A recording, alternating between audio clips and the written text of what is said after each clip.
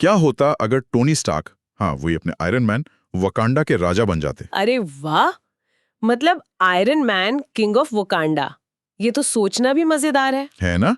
हमारे पास Iron Man king of Wakanda कहानी के कुछ सीन्स हैं जो इसी ऑल्टरनेट रियलिटी को एक्सप्लोर करते हैं। अच्छा, तो देखें जरा क्या होता है इसमें। हाँ चलिए देखते हैं ये कहानी कहाँ जाती है। देखिए, शुरुआत होती है एक बड़े हाई स्टेक मिशन से। ओके, कहाँ पर? बात है अफ्रीका के जंगलों की। आयरन मैन और ब्लैक पैंथर मतलब टिचाला दोनों साथ मिलकर हाइड्रा के एक बेस पर रेड मारते हैं। हाइड्रा? अफ्रीका में? वाइब्रेनियम के लिए ही होगा।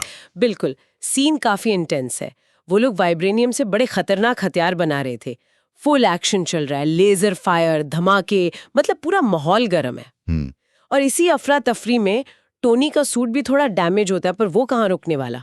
स्टार्क के आखिर? तभी एकदम अचानक एक छिपा हुआ स्नाइपर टोनी को निशाना बनाता है। ओहो।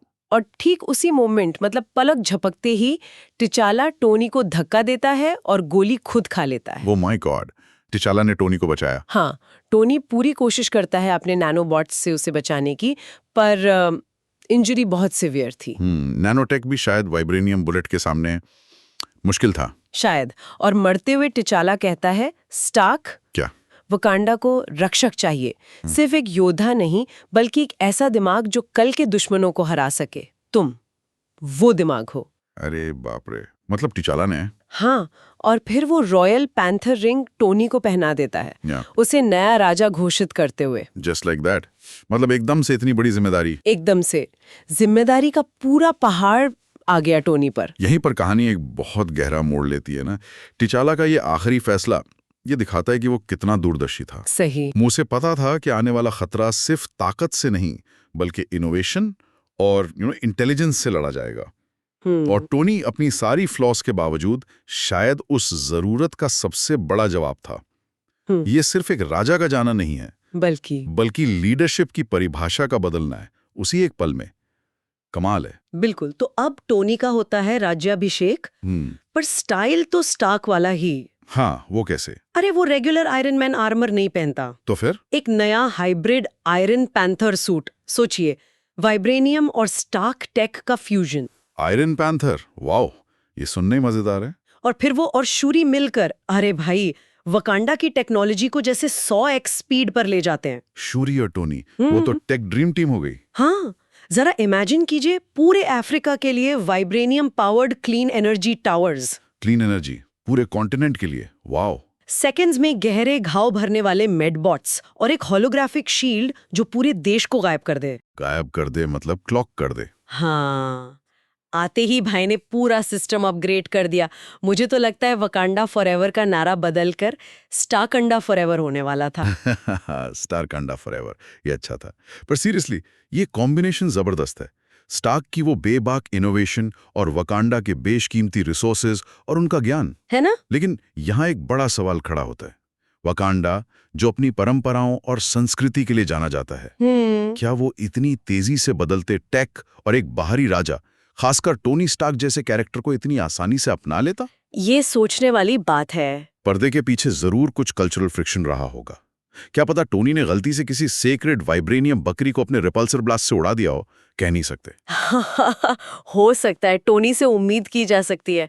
खैर, कहानी आगे बढ़ती है और अब आता है बिग बॉस का खतरा। कौन? कहीं थैनोस तो नहीं? वही थैनोस, इन्फिनिटी वॉर वाली सिचुएशन। वो माइंड स्टोन के लिए वकांडा आता है। उफ, लेकिन इस बार टोनी स्टार्क बैठा है थ्रोन पर। और वो तैयार है। कैसे? उसके पास जार्विस कंट्रोल्ड वाइब्रेनियम बॉट्स की पूरी आर्मी है। जार्विस और वाइब्रेनियम बॉट्स। ओहो। हल्क बस्टर बनाम कल ऑब्सिडियन तो है ही, पर मेन इवेंट आयरन पैंथर सीधे थैनोस से भिड़ता है। ये फाइट और भी क्रेजी है पिछले वाले से। आयरन पैंथर वर्सेस थैनोस, क्या नजारा होगा। और असली गेम चेंजर, टोनी और शूरी ने मिलकर टाइम डायलेशन टेक्नोलॉजी बना ली है। क्या? टाइम डायलेशन मतलब समय को धीमा करने वाली? हाँ, वो थैनोस और उसकी पूरी आर्मी के मूवमेंट्स को स्लो कर देते हैं। अरे वाह। जिससे एवेंजर्स और वकांडा आर्मी को उसे हराने का मौका मिल जाता है। इन्फिनिटी वॉर का आउटकम ही बदल गया। कमाल है, मतलब टेक्नोलॉजी से थैनोस को हरा दिया। वो भी सोच रहा होगा ये कौन सा ग्लिच है भाई। ये इंटेलिजेंस की जीत है ब्रूट फोर्स पर, स्टार्क एंड शोरी की कलेक्टिव जीनियस ने थानोस को मात दी। बिल्कुल। लेकिन यही वो बात आती है जिसके बारे में हम पहले सोच रहे थे।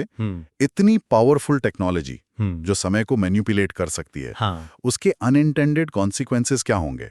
क्या आपने अनजाने में एक ऐसा दरवाजा खुला है जिसे आप बाद में बंद नहीं कर सकते? पावर हमेशा एक कीमत मांगती है ना।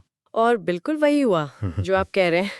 जीत की खुशी ज्यादा देर टिकी नहीं। अच्छा, क्या हुआ फिर? पता चलता है कि वकांडा की ये एडवांस टेक्नोलॉजी, खासकर वो टाइम मैनिपुलेशन वाली, उसने रियलिटी में ऐसी तरंगे पैदा कर दी हैं जिससे मल्टीवर्स हिल गया है, अनस्टेबल हो गया है। Oh no, multiverse. हाँ, अब अलग-अलग यूनिवर्स से विलन्स वकांडा की तरफ अट्रैक्ट हो रहे हैं। जैसे कि कोई इविल किलमॉन्गर है, कोई हाइड्रा कैप्टन अमेरिका, यहाँ तक कि डॉक्टर डूम भी वाइब्रेनियम चुराने दूसरे यूनिवर्स से आधम का है। डॉक्टर डूम भी? मतलब मामला बहुत बढ़ गया है। बहुत ज्यादा।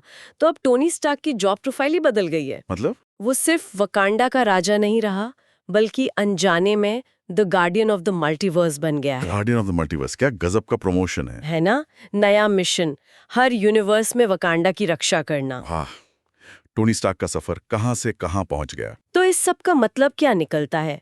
सोचिए, एक मिशन पर हुई ट्रेजेडी ने टोनी स्टार्क को एक ऐसे सफर पर भेज दिया जिसकी किसी ने कल्पना भी नहीं की थी। वकांडा के राजा से मल्टीवर्स के रक्षक तक। हाँ, ये दिखाता है कि कैसे एक व्यक्ति की कैपेबिलिटीज और रिस्पॉन्सिबिलिटीज हालात के साथ कितनी ड्रामेटिकली बदल सकती हैं। और ये सोचने पर मजबूर करता है कि लीडरशिप आखिर है क्या चीज?